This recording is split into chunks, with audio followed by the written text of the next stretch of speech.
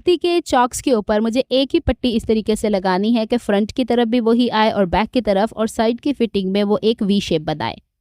तो चलें सबसे पहले हम देखते हैं कि हमने पट्टी इस तरीके से तैयार की है कि इसकी दोनों साइड्स फोल्ड होनी चाहिए। फिर इसे मैंने सेंटर से फोल्ड किया और फिर इसे इस तरीके से ट्रायंगल वे में फोल्ड किया है कि मेरे पास जो पट्टी है उसके ऊपर एक डिज़ाइन है, फ्रंट और बैक पे वो एक जैसा रहे, तो उसके लिए मैंने इस तरीके का इस्तेमाल किया है। अब हमने कुर्ती को रॉन्ग साइड के ऊपर रख के ये वाला हिस्सा जो आपका आएगा इसे अपने स्लिट के ऊपर इस तरह प्लेस कर लेना है और एक तरफ से जहाँ से आपका हाथ इस तरह पड़े कि ऊपर की तरफ से सिलाई नीचे की तरफ यानी दामन की तरफ जाए, तो वो ज़्यादा कन्वीनियंट रह जाती है। अब हम इसे इस तरीके से रखेंगे। मैं आपको इसे पलट के दिखा चुकी हूँ कि इसे किस तरीके से आपने रखना है और नोक के ऊपर से। अब ये नोक कहाँ जा रही है? आपकी साइड की फिटिंग में। इसे सिलाई लगाते लगाते हम लोगों ने दामन की तरफ जाना है और सिलाई दामन पे एग्जैक्ट छोड़ नहीं देनी।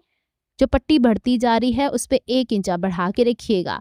अब दूसरी तरफ की पट्टी आपने नाप के ऊपर के नीचे की तरफ लेके जानी है और यहाँ पे भी सिलाई आपने 1/2 इंच दूरी से शुरू करनी है।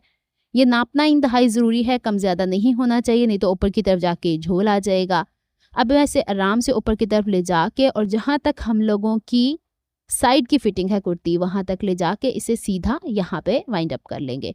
अब इसकी सेकंड सिलाई कैसे होगी? इस तरीके से बॉटम वाले हिस्से को फोल्ड करना है दामन की जो हमारे पास एक सीक्वेंस लाइन की जा रही है उसके हिसाब से, और इसे पलट के इसके ऊपर आप सिलाई लगा सकती हैं, वरना तो डबल साइडेड टेप का मैंने बहुत दफ़ा आप लोगों को बताया है, वो लगाने के बाद अगर आप तुरपाई प्रेफर करती हैं तो आप तुरपाई कर सकती हैं। तो चले मैं आपको यहाँ पे सिलाई लगा के दिखा देती हूँ, क्योंकि बाज़ ड्रेसेस ऐसे होते हैं कि हम लोग सिलाइयाँ ही करें तो वो ज़्यादा बेहतर रह जाती हैं।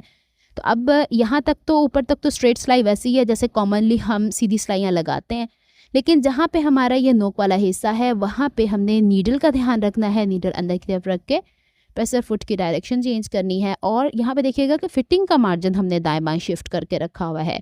उमूमन ऐसे जो हम लोगों ने पलटे लगाने होते हैं, आपने ब्रांड्स में देखा होगा कि साइड की फिटिंग में 1/2 इंच का मार्जिन होता है, तो ज़्यादा कपड़ा इधर उधर खिसकता नहीं। लेकिन जब हम घर में कपड़े स्टिच करते हैं तो उसमें 1 इंच का मार्जिन या 1.5 इंच का मार्जिन तो कमर की तरफ रहता है, तो उसमें थोड़ा सा ऑकवर्ड लगता है, उसको आप थोड़ा कम कर सकती हैं। फ्रंट की तरफ ला के इसे हम वैसे ही ट्रायंगल करके और चौकोर बना के फोल्ड कर देंगे। यहाँ तक सिलाई लगाने के बाद एल शेप में स्टिच करके वाइंड अप कर देंगे। इसी तरह की मज़ीद वीडियोज़ के लिए आप हमें फॉलो कर सकते हैं। नेक्स्ट वीडियो तक के लिए अल्लाह हाफिज़।